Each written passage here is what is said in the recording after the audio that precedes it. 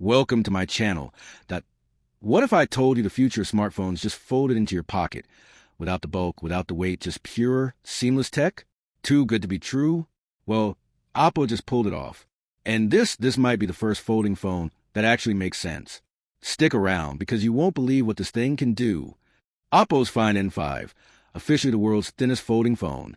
But that's not just a marketing flex. This thing is so slim, it's barely thicker than a USB-C port. How'd they pull this off? And more importantly, is this a folding phone that finally replaces your regular slab phone? It's stupidly thin.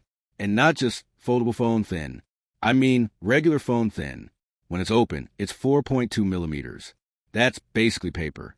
And folded, it's only 8.93 millimeters. For comparison, the iPhone 16 Pro Max is 8.25 millimeters. So yeah, it's almost as thin as a normal phone. But here's the kicker. Oppo managed to do this without sacrificing durability. The hinge is almost invisible. Seriously, it's so subtle you barely notice it. And when you do fold it up, there's practically no gap. If you've ever seen a foldable before, you know that annoying wedge shape when it's closed. Not here. This is clean, symmetrical, and just satisfying. Let's talk about this display, because, whoa, this is one of the best-looking screens I've ever seen. 8.12 inches unfolded, super crisp at 2480 by 2248 resolution, and 120 Hz refresh rate. But here's where things get interesting. The feel of this display is different. It's almost like the content is right on the surface.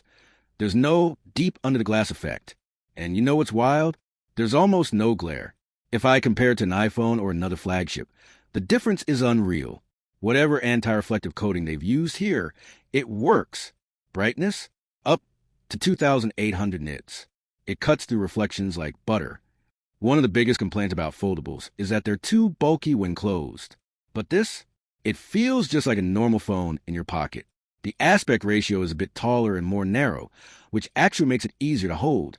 Single-hand use? No problem. And when you open it up, it's like having a mini tablet. Perfect for multitasking, gaming, or just watching videos in a way that actually feels immersive. Foldables usually suck at cameras.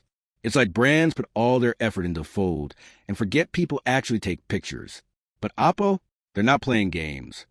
This thing has a quad-camera setup, 50MP main sensor, 48MP ultra-wide, a 64MP periscope zoom, and a 32MP telephoto. And it's powered by Hasselblad tuning. 6x zoom, insane detail. And autofocus, fast. Portraits, crisp, natural bokeh, good skin tones. For a folding phone, this is impressive. But what's under the hood? The Snapdragon 8 Elite chip. This thing flies. Gaming? No lag. Multitasking? Seamless.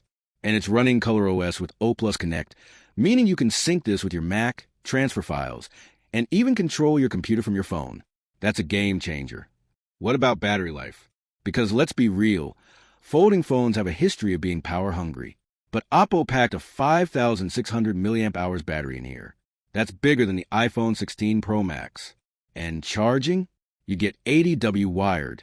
That's 0 to 100% in under 50 minutes. And 50W wireless, which is one of the fastest in the industry. No more battery anxiety. So should you buy it? Let's break it down. If you want a folding phone that doesn't feel like a compromise, this is it. It's crazy thin, has a killer display, flagship cameras, a powerhouse processor, and one of the best battery setups I've seen in a foldable. The only thing that might stop you? The price. But hey, that's the price of cutting-edge tech. Want to hear from you. Is this the foldable you've been waiting for? Or are you still sticking to traditional phones? Hit the comments and let me know. And if you made it this far, you have to subscribe because there's way more tech madness coming your way. See you in the next one.